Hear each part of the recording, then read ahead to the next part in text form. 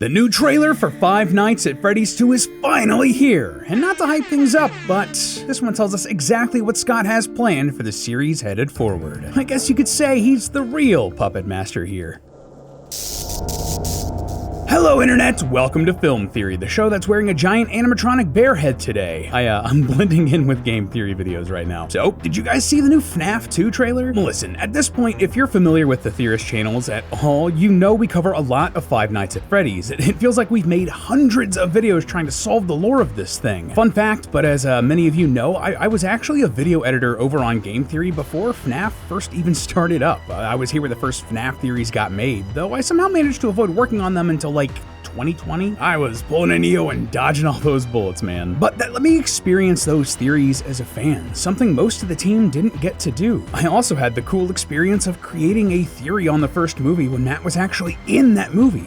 He didn't tell me anything about it before that video came out, so the video wasn't really compromised, and he trusted me with that responsibility. But needless to say, my relationship with FNAF and theorizing about it's unique, which is why I'm happy to say that I'm really excited about Five Nights at Freddy's 2. Especially after the latest trailer dropped a couple weeks ago. I thought the first film was a good foundation for this series, a solid adaptation that did capture the heart of FNAF, but had area for improvement. But with this new trailer, dude, the budget bump is real. The sets, the costumes, the cinematography, everything is noticeably better. And the artists once again crushed it on the animatronic designs. Fun fact, the people who made those animatronics are actually the fine folks over at the Jim Henson Creature Shop. You probably know them best for their work on stuff like Sesame Street and the Muppets, and like the head that Deadmau5 used to wear, yeah, like the musician. We've been tracking this film every step of the way. We speculated about it using the first movie and its novelization. We tried to work out the entire plot after Scott released some maybe real, maybe fake script pages during the FNAF anniversary event, and we decoded the first teaser earlier this year. And now that we have this new full trailer, I want to continue the trend. I want to take everything we've seen up until now and see if this trailer shines a new light on that information.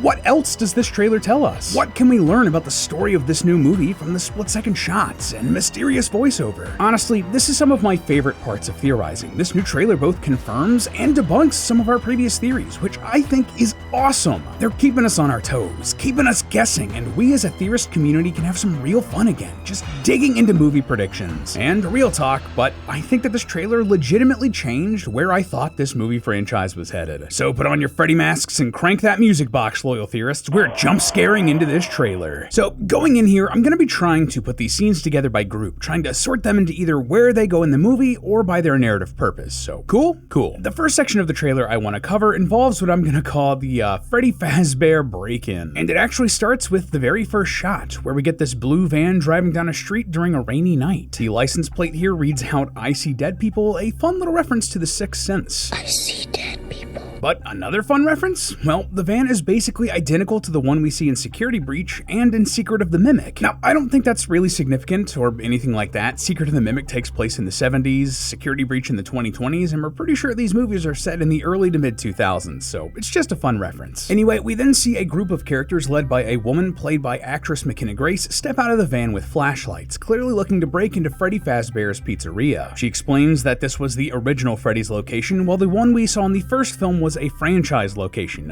Basically, it was an expansion of that brand. Funnily enough, this actually lines up with ancient theories we had about FNAF 2's restaurant being the original location all the way back when that game first released. That got jumbled by retcon after retcon, and it became really unclear over the years, but I guess this is Scott trying to really clean up the lore with the movieverse. Oh, and side note, but it's also really funny to me that McKenna Grace played a big part in the most recent Ghostbusters movie, and now she's here hunting ghosts elsewhere. Yeah, while I previously speculated that these characters might be some sort of school bullies that would be killed by the animatronics during the climax of the movie, that clearly isn't the case. I've seen it reported online that they're instead paranormal investigators, and though I haven't found a primary source confirming this, that does seem pretty on point to me. As an avid fan of cryptids, the paranormal and ghost hunting contents, they have all the sort of gear you'd expect. And it's also fun to see a professional Hollywood studio's take on this. Like we see one of the men here holding a video camera filming everything inside of the restaurant, while McKenna Grace's character is holding an audio recorder. Obviously, you'd want a video camera to capture evidence of ghosts and such, and it's commonly believed that audio recording equipment like this can more easily pick up noises from ghosts or other paranormal entities when they try to communicate than the human ear. This is probably why McKenna Grace asks, "Do you guys hear that?" And the others question what she's even talking about. It looks like she's the only one listening through headphones here, so she's probably the only one hearing stuff only picked up by the audio recorder. There's also some faint music box melody playing in the background here during this bit, which will become quite relevant in just a moment. That being said, I also don't see other equipment you'd typically find for these sort of ghost hunting crews. They don't have a spectrometer, an EMF meter, a thermal temperature reader, or even a Microsoft Kinect. Yeah, that piece of garbage is being used in ghost hunting now. Though if these films are supposed to be set in the early to mid 2000s, then I guess it would make sense that they wouldn't have a Kinect since that wasn't out yet. Oh, and just because I wanted to mention this, I did actually try to identify what type of camera this guy was using to see if I could pinpoint a model and year it was released. Basically trying to catch the filmmakers using stuff that wouldn't have existed at the time, but I just couldn't do it. I even brought on our live action producers and Tom, who's had experience working with cameras and TV, and they called this camera, quote, painfully generic. So,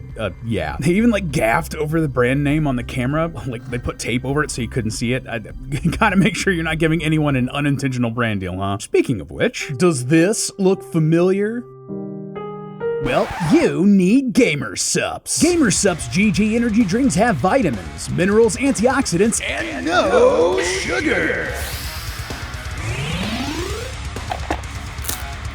To get the energy you need to marathon watch Film Theory and get a discount, visit gamersupps.gg/Film Theory and use code Film Theory to get 10% off Gamer Supps today.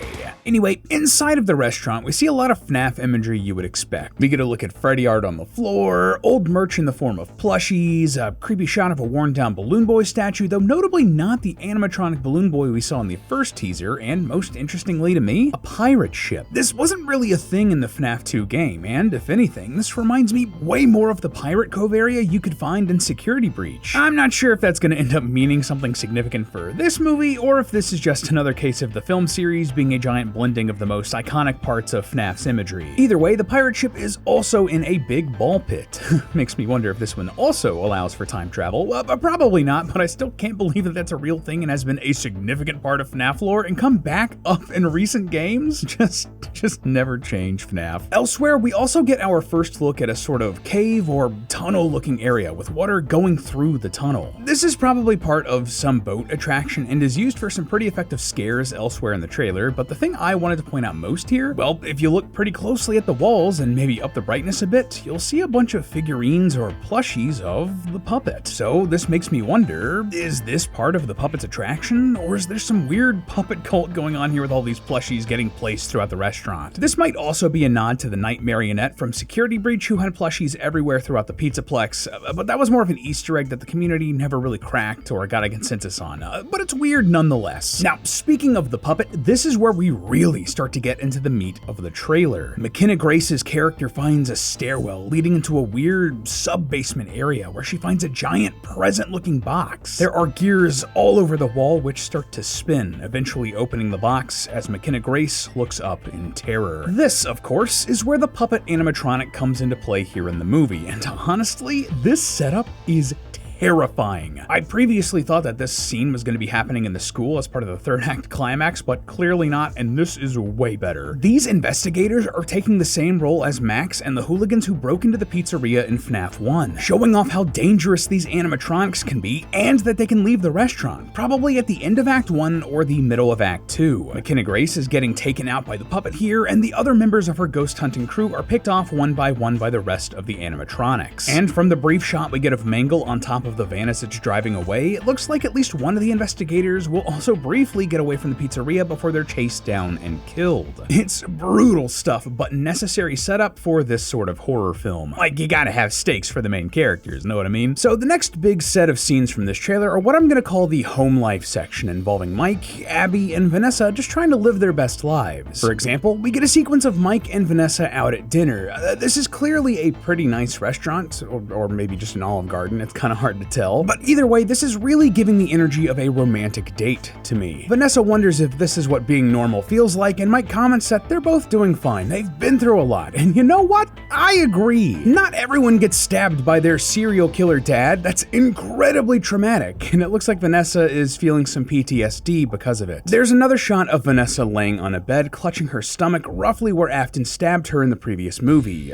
She's probably thinking about that here, and given the lighting and color of the scene, it looks like it's connected to that cool shot from the first teaser of Afton's spirit at the end of the hallway with all of the doors magically swinging open. I'm going to guess that this is part of a dream sequence and that she's actually having recurring nightmares about Afton. There's another scene where Vanessa looks exhausted as Springtrap's hand comes in and grabs her shoulder. Very obviously a CGI arm too. This seems directly connected with the scene from the first teaser of Vanessa pulling a gun, so she's probably hallucinating her father attacking her again and pulled a gun only to find nothing there. Oh, and just before we move on from Springtrap, there's another great scene of him running down a hallway.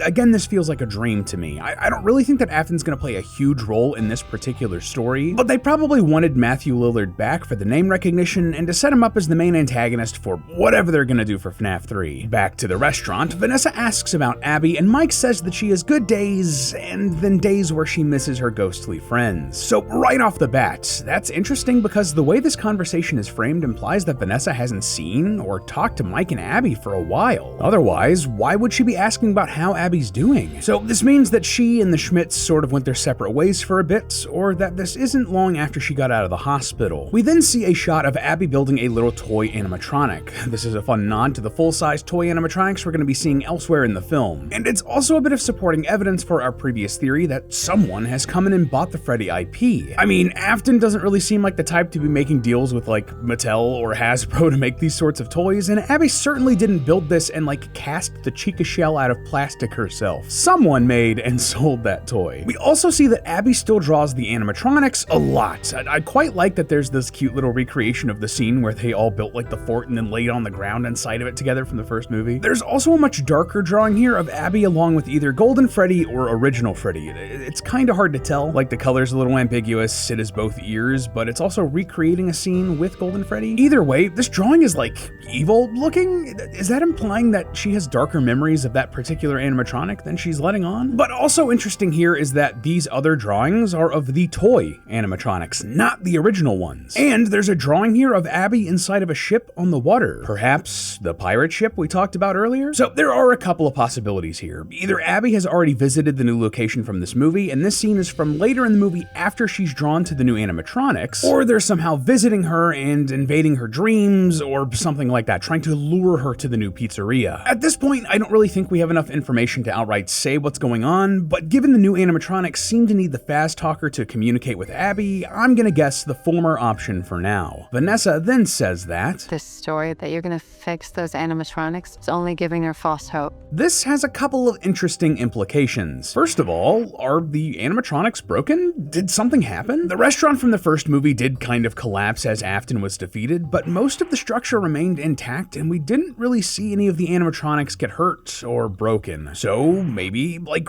someone broke in and damaged them, or they're not functioning for some other reason? Like, is Afton's spirit somehow hurting them in some other way? Or perhaps, as we previously speculated, whomever bought the FNAF franchise might have come in and taken parts from the FNAF 1 animatronics to put them in the toy animatronics. Maybe that's why they're broken. Either way, we know that Mike is trying to fix them, but either can't or is pretending that he can't. It's a fun conflict setup, which leads us to our third big group of scenes, the main characters and their interactions with the new animatronics. It starts here with Abby trying to talk with her ghostly friends through the Faz Talker toy. Can any of you hear me? At first she gets no answer, but later, at night, the Faz Talker lights up in Abby's room, and like we know this is Abby's room, just look at the drawings on the wall, and we do hear a voice coming through. Help us, come find us, I will show you the way. Just to get this out of the way, it looks like Mike and Abby may have moved into a nicer house that they're fixing up, or at least that's what's implied here because this house here in the trailer is not the same one from the first film. Anyway, the spirits are now communicating through the Faz Talker, and this directly connects with the shots we see of Abby riding up to the sister location from both this trailer and the first teaser. But something else big here? The voice says, Come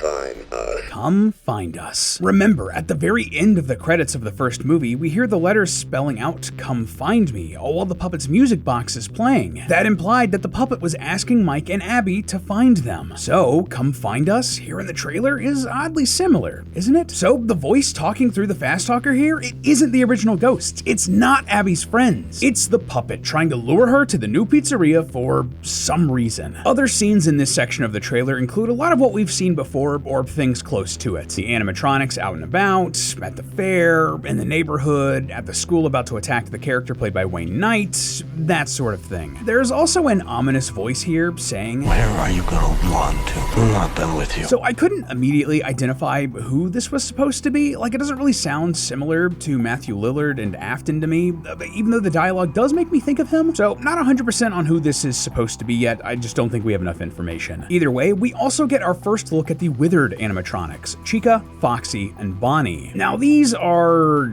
they're weird. Given what we've talked about here with the animatronics from the first movie potentially being stripped for parts, I did have the thought that maybe these are supposed to be those animatronics. So that would make sense why they're like broken down now. But that being said, they do look really different. I also asked Tom about this just to get his opinion, and he wasn't 100% sure if that could be the case. But just because they do look so different, he and I agreed that these are likely different robots. So that means we have 3 sets of animatronic characters at play here. The original FNAF 1 robots, the toy animatronics, and the Withered ones. Man, this franchise got like really big, really fast, huh? And finally, to round things out, we completely expected it, but Vanessa and Mike will be coming to visit the pizzeria at some point. There's an awesome shot of the pair getting approached by Balloon Boy in the water of the pizzeria's tunnel, and a couple of incredibly effective shots of the puppet stalking Vanessa. Honestly, those 2 shots have to be some of my favorites of the whole frickin' trailer. The fact that you can't see the puppet completely and that it's like out of focus, just chef's kiss, man. And of course, there's the money shot of Mike in the pizzeria's office with no doors. We hear the laugh of a child as animatronics close in on Mike. He looks down at a Freddy Fazbear mask and thinks, "There's no way that'll work." But he tries it anyway, and it does work. This is, of course, the main mechanic of the FNAF 2 video game. Here, you had to try to use a Freddy mask to try to trick the animatronics and their facial recognition child protection software to make them think that you were one of them so they'd leave you alone. Not sure how much of that will be in the actual movie beyond this one scene, but they had to include it somewhere, right? Otherwise, I mean, what would even be the point of adapting FNAF 2? Now, if you watched the trailer, you may have noticed that I've left a couple of things out so far. And hey, good eye, I did indeed strategically leave out a couple of moments and didn't dive into them specifically because it's really the key to the whole big plot of the movie. Why?